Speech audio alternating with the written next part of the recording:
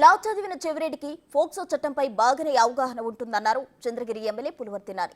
తనపై ఆ కేసు ఎందుకు పెట్టారో ఆయనకు అర్థమై ఉంటుందని ఎద్దేవా చేశారు. ఆయన చెవిరెడ్డి అరాచకాలు గతంలోనూ ఉన్నాయంటున్న నానితో మా ప్రతినిధి దామోదర్ ఫేస్ టు ఫేస్. ఏదైతే రాష్ట్ర చరిత్రలో మొట్టమొదటిసారిగా ఒక మాజీ ప్రజాప్రతినిధిపై పోక్సో కేసు అంటే మైనర్ బాలిక ఇష్యూలో పోక్సో కేసు నమోదైంది. మాజీ చంద్రగిరి ఎమ్మెల్యే చెవిరెడ్డి భాస్కర్ రెడ్డిపై కేవలం కుట్రతోనే ఈ కేసు నమోదు చేశారంటూ చెవిరెడ్డి భాస్కర్ రెడ్డి ఇప్పటికే ప్రకటించాడు. ఈ నేపథ్యంలో దీనిపై మనతో మాట్లాడడానికి చంద్రగిరి టీడీపీ ఎమ్మెల్యే పులివర్తి నాని ఉన్నాడు. ఆయన అడిగి తెలుసుకుందాం. కేవలం కక్ష సాధింపు కోసమే మీరు ఇలాంటి కేసు పెట్టారంటున్నాను. చంద్రబాబు నాయుడు గారు కానీ నేను కానీ ఎక్కడ కక్షపూరిత లేదండి. మీరు చూస్తుంటారు ఈ 6 నెలల్లో ఏ విధంగా ఉన్నామని. ఆ రోజు జరిగిన సంఘటన, ఆ రోజు జరిగినటువంటి దీనిపైన అక్కడ జరిగిన పరిస్థితి ఒక్కడంటే పేర్లు చెప్పకూడదు. ఆ యాక్ట్ ప్రకారం ఆ బాలిక కుటుంబ వివరాలు కూడా బయట రాకూడదు. ఏ విధంగా నీ మీడియాలో పెట్టావు, ఏ విధంగా వచ్చింది, దాన్ని పెట్టి సాక్ష్యాలు ఉంటేనే పెడతారు. ఎవరు కానీ వేగ్గా ఎవరు పెట్టరు. 4వ తేదీ జరిగింది, 5వ తేదీ పూర్తి రిజల్ట్ వచ్చింది, 23వ తేదీ కేసు నమోదు చేశారు. అతను మర్చిపోయినట్లున్నారండి. 5వ తారీఖే కేసు పెట్టారు.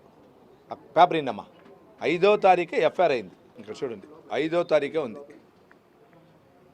22వ తేదీ అతను కుటుంబ సభ్యులు ఇచ్చారు. 5వ తారీఖే ఎఫ్ఐఆర్ అయి ఉంటుంది.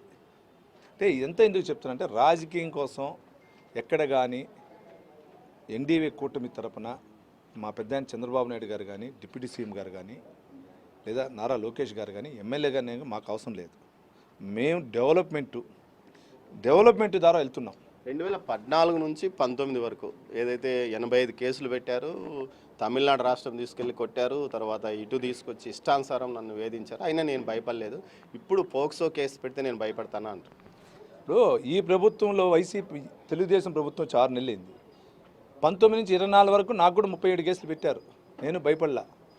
ఆ రోజుకు నేను తమిళనాడు ఎక్కడ తిరగలే. నువ్వు నీ రాజకీయం ఎలక్షన్ 4 రోజులు ఉంది కాబట్టి నీ రాజకీయం కోసం అక్కడ ఉన్నటువంటి అడిషనల్ ఎస్పీ ఒక మహిళని చూడకుండా, పేరొద్దులేండి ఆమె ఈరోజు ఎస్పీ స్థాయిలో ఉన్నారు, ఆ వ్యక్తిని దూషించిన దానికి నేను తీసుకొని ఎక్కడో ఒక చోట వదలాలని తీసుకొని పోతే నువ్వు బస్సులో ఏ విధంగా ప్రవర్తించినావు అనే దానికి ఈరోజు డిఎస్పీగా డోన్లోనో ఆదోన్లో ఉన్నాడు ఒక శ్రీనివాసులు గారిని. ఆయన చెప్తాను, ఈ వీడియో అంతా ఉంది.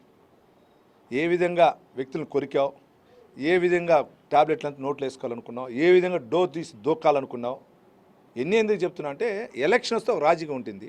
అతని గ్లోబల్ ప్రచారమే. 88 కేసులు పెట్టింది అంటే తెలుగుదేశంలో పెట్టలా.